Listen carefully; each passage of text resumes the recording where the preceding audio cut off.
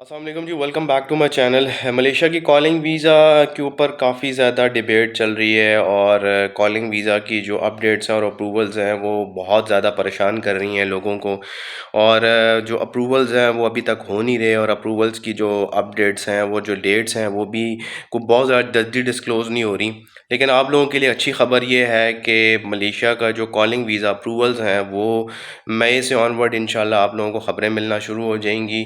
और बहुत सारे लोग जो मलेशिया ऑलरेडी अप्लाई कर चुके हैं, उनके अप्रूवल्स हो गए हैं या उनके मेडिकल का कोई प्रॉब्लम ज़्यादा नहीं है, तो वो अब पहुंचना मलेशिया शुरू हो जाएंगे। इस टाइम के ऊपर मलेशिया में जो कंस्ट्रक्शन है या सर्विस सेक्टर है, अगर हम इन दोनों को कंपैरिजन करते हैं तो मलेशिया में सर्विस सेक्टर और कंस्ट्रक्शन सेक्टर्स, हर बंदे की अपनी एक थिंकिंग स्टाइल होता है, हर बंदे का एक सोचने का एक पैटर्न होता है, हर बंदे का एक अपना पॉइंट ऑफ व्यू होता है।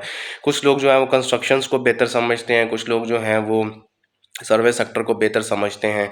लेकिन पाकिस्तान में ज़्यादा जो कोटा है कंस्ट्रक्शन का ज़्यादा होता है, इसलिए हर तरफ से आपको पाकिस्तान में भी ये चीज़ देखने को मिलेगी कि हर दूसरा बंदा जो है कंस्ट्रक्शन का ही कॉलिंग वीज़ा बेच रहा है। लेकिन अगर आप सर्विस सेक्टर का वीज़ा लेते हैं तो ये भी कोई बुरी बात नहीं है। सर्विस सेक्टर में पैसे कमाने का तरीका थोड़ा सा डिफरेंट है, ओवर टाइम का प्रोसेस थोड़ा डिफरेंट होता है।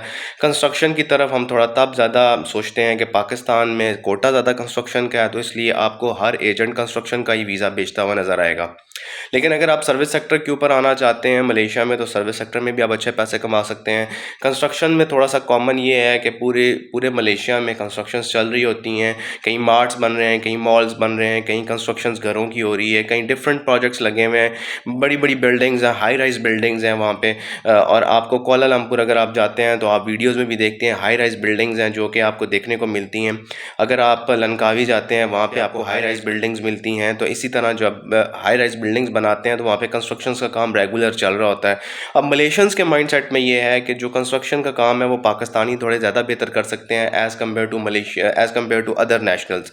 तो अगर आप किसी भी एजेंट के पास जाते हैं तो आपको वो एजेंट पहला यही सवाल करता है कि यार कंस्ट्रक्शन के वीज़े में जाना है तो मैं तुम्हें भेज सकता हूँ। सर्विस सेक्टर उसके बाद आता है और बाकी सेक्टर जो हैं वो लेटर ऑन आते हैं। लेकिन पाकिस्तानी जो हैं वो ज़्यादातर कोशिश करते हैं कि यार हम यहाँ कंस्ट्रक्शन के वीज़े में जाएं, क्योंकि उनको बताया ये जाता है कि यार कंस्ट्रक्शन का जो वीज़ा है उसमें पैसे ज़्यादा कमा सकते हैं, उसमें ओवर टाइम ज़्यादा बनता है, उसमें आप हर बंदा एडजस्ट हो जाता है। प्लम्बर है, कारपेंटर है, कोई मेसन का काम जानता है, कुछ छोटे मोटे इस तरह के कंस्ट्रक्शन से रेलेवेंट काम जानते हैं, तो वो सारे के सारे लोग जो हैं कंस्ट्रक्शन इंडस्ट्री में सेट हो जाते हैं। लेकिन सिर्फ कंस्ट्रक्शन इंडस्ट्री ही नहीं है मलेशिया में, और बहुत सारी इंडस्ट्रीज़ हैं जहाँ पे आप काम कर सकते हैं।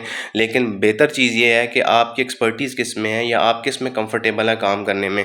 अगर तो आपको टेक्निकल काम आता है तो फिर तो आप कंस्ट्रक्शन में जाएँ, आप पैसे कमाएँ। पेट्रोनॉस ऑयल सेक्टर में अच्छे पैसे आप कमा सकते हैं। आप जो है वो सर्विस सेक्टर में अगर आप जाते हैं तो पैकिंग वगैरह, मैन्युफैक्चरिंग वगैरह में आप जाके अच्छे पैसे कमा सकते हैं, या मॉल्स वगैरह में आप अच्छे पैसे कमा सकते हैं। अब बहुत सारे मॉल्स में लोगों को सैलरी जॉब मिल जाए, जिस तरह पाकिस्तान में आपको बहुत सारे ब्रांड्स हैं जो आपको हायर करते हैं। इसी तरह जो है वो कोई उसमें वो टेक्निकल स्किल आपको ज़रूरत नहीं होती, कोई हाई प्रोफेशनल स्किल की ज़रूरत नहीं होती। आपको सिर्फ थोड़ा बहुत बोल चाल आनी चाहिए और आप जो है वो सर्विस सेक्टर के वीज़े में आप कामयाब भी हो सकते हैं, अच्छा ओवर टाइम भी लगा सकते हैं। बहुत सारे लोगों को आपने पाकिस्तान में भी देखा होगा, डिफरेंट ब्रांड्स में काम करते हैं, डिफरेंट ब्रांड्स की शॉप्स में काम करते हैं। ऐसे ही मलेशिया में भी डिफरेंट ब्रांड्स हैं, वो आपको जॉब्स देते हैं सर्विस सेक्टर में और आप काम कर सकते हैं। ओवर टाइम का जो स्टाइल है वो थोड़ा सा, छुट्टियों का जो स्टाइल है वो थोड़ा कंस्ट्रक्शंस का और सर्विस सेक्टर का डिफरेंट होता है या बाकी सेक्टर्स का डिफरेंट होता है। बेहतर चीज़ ये है कि आप किस में काम कर सकते हैं, किस में आसानी से काम कर सकते हैं, क्योंकि कंस्ट्रक्शन इंडस्ट्री में देखा यह जाता है थोड़ी फटीक ज़्यादा है, थोड़ी टेंशन ज़्यादा होती है, इसलिए काम करना थोड़ा सा ज़्यादा मुश्किल होता है। तो आपने चॉइस करना है कि आपको किसका कॉलिंग वीज़ा चाहिए। लेकिन कॉलिंग वीज़ा आप वो लेके जाएं जिसमें आप वहाँ पे जाके कंपनीज़ में काम कर सकें, अपना नाम बना सकें, और हो सकता है कि आप अगर अच्छा काम करेंगे तो आपके प्रमोशंस भी जल्दी होंगे और आपकी सैलरी भी जल्दी बढ़ेगी। मेरे चैनल को लाइक एंड सब्सक्राइब कर लें, घंटी के आइकन को दबा लें, पेज को फॉलो कर लें। मलेशिया की जो कॉलिंग वीज़ा और अप्रूवल्स की लेटेस्ट अपडेट्स हैं वो जैसे जैसे आती रहेंगी हमारे चैनल के ऊपर आपको मिलेंगी। अल्लाह हाफ़िज़।